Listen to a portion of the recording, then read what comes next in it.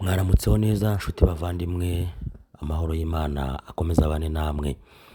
Muri iki gitondo tuje kubagezaho andi makuru ari kuvugwa hirya no hino, ndetse n'ibiganiro byacu kuri Sahel TV. Kubana natwe n'umugisha, Imana ibaha umugisha.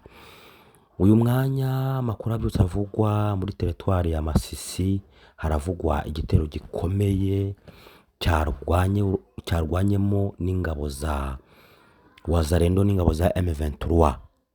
Ubu bari gutana mu mitwe, amakuru atugera aravuga ko n'uyu munsi n'aka kanya imirwano igikomeje. Kandi mu kibuga cy'indege cya Goma, aho naho imirimo irakomeje yo gusana iki kibuga kugira ngo ingabo za SADC zibone uburyo zitaha zigasubira iwabo. Mukomeze mubane natwe mu makuru n'ibiganiro byacu, reka tuze tuyave imuzi n'umuzingo. Murakoze. Reka twihanganisha abantu bose babuze ababo, abafite ibibazo mu buryo butandukanye, abari kwa muganga, mukomere, Imana iri kumwe namwe. Namwe muri hirya no hino mufite ibibazo byinshi bigiye bahangayikishije, Imana ntabwo yabaretse, izakomeza kubana namwe kandi yiteguye kubagirira neza. Reka tugaruke ku makuru yacu rero ndetse n'ibiganiro byacu.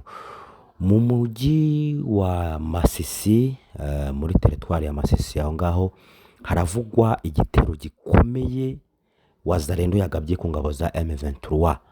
Ni ku mugoroba w'ejo wa gatatu nibwo izi ngabo za Wazalendo zagabye igitero gikomeye ku ngabo za M23 ku birindiro byabo biri hano muri Masisi. Izi ngabo kandi za Wazalendo zifatanyije n'igisirikare cya FARDC ziri kugaba ibitero shuma ku ngabo za M23 aho zerereye hirya no hino. Barimo baragaba ibitero bikomeye bitoroshye kuri izi ngabo za M23. Ingabo za M23 nazo zatangaje ko zikomeje kwirwanaho zisubizayo ibitero by'izi ngabo. Humvikanye kandi imbunda ziremereye ziri gukoreshwa n'igisirikare cya M23. Ingabo za Wazalendo nazo zikomeje kwirwanaho, ntago zituje, ziteje umutekano muke muri teritwari ya Masisi, aho ingabo za M23 zigaruriye zimaze igihe kinini zifite mu biganza byazo. Izi ngabo kandi za Wazalendo ntizihwema kugaba ibitero kuri izi ngabo mu gihe bashaka kugira ngo barebe ko bakisubiza iyi teritwari ya Masisi.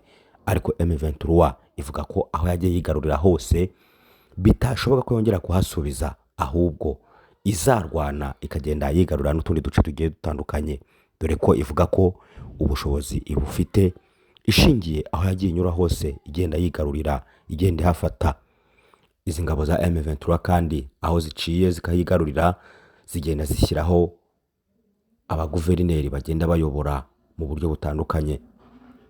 Aho yahereye ni mu mujyi wa Goma, yashyizeho guverineri ndetse n'abandi bayobozi bagiye batandukanye, inaberekana ku mugaragaro. Ni mu birori byabereye muri stade iri hagati mu mujyi wa Goma. Kandi imipaka igihuza ibihugu bitandukanye M23 agenda yigarurira, aho naho ibihafite uburinzi budasanzwe. Ibi ngibi bituma M23 ivuga ko ikomeye kandi ko ifite ingabo zikomeye ku buryo ibasha kwicungira umutekano mu buryo budasanzwe.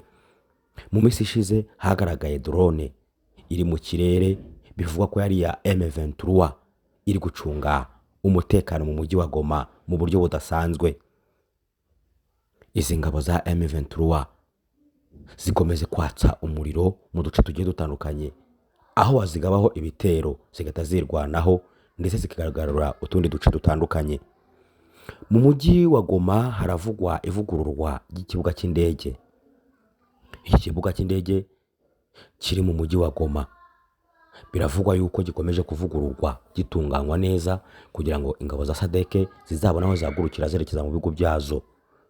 Ubwo zerutse gusaba ko zasubira mu bigo byazo ndetse zikaganira na M23 mu masezerano bagiranye, harimo ko zigomba no gusubirana intwaro zabo bazanye bakazisubiza mu bihugu byabo.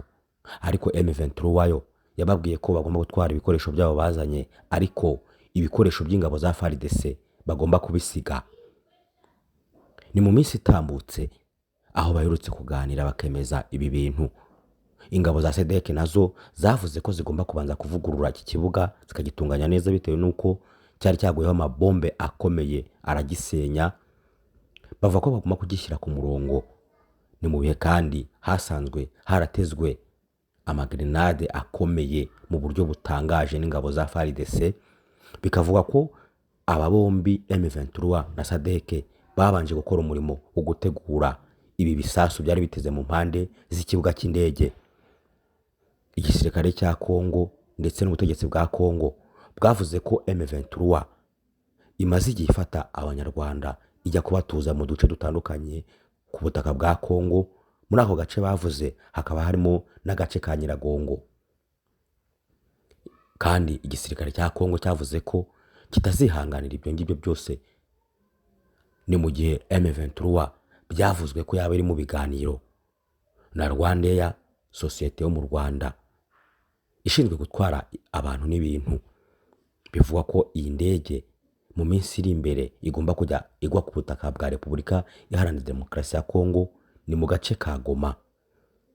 Iyi ndege ikavuga ko bagomba kujya bahagera mu buryo bw'ubukerarugendo, nubwo ubutegetsi bwa Repubulika Iharanira Demokarasi ya Kongo bwavuze ko nta ndege n'imwe iturutse ku butaka bw'u Rwanda izongera kunyura mu kirere cya Repubulika Iharanira Demokarasi ya Kongo. Ingabo za M23 zigaruriye agace ka Goma aho zigenzura, zivuga ko zishobora kugirana amasezerano n'uwo ari we wese wakemera gukorera ingendo ku kibuga cya Goma. Ni mu gihe kandi ubutegetsi bwa Kongo nabwo buherutse gutangaza ko byanga byakunda indege zava ku butaka bw'u Rwanda ikagera ku butaka bwa Repubulika Iharanira Demokarasi ya Kongo, ngo Kongo igomba kuzayirasa byanga byakunda. Ababirebera hafi bavuga ko Repubulika Iharanira Demokarasi ya Kongo nta mbaraga ifite zishobora kurasa indege ku butaka bw'u Rwanda, cyane ko M23 ikajije umutekano mu buryo budasanzwe mu duce tumwe yagiye yigarurira, harimo n'ako gace ka Goma. Bishatse kuvuga iki? Bivuze ko izi ngabo za FARDC ntaho zamenera ngo zijye guhungabanya umutekano w'ikibuga cy'indege kiri mu mujyi wa Goma. Amakuru yacu n'ibiganiro byacu muraza gukomeza kubikurikirana, naho mu kanya mwirirweho, mugire amahoro y'Imana. Imana ibahe umugisha.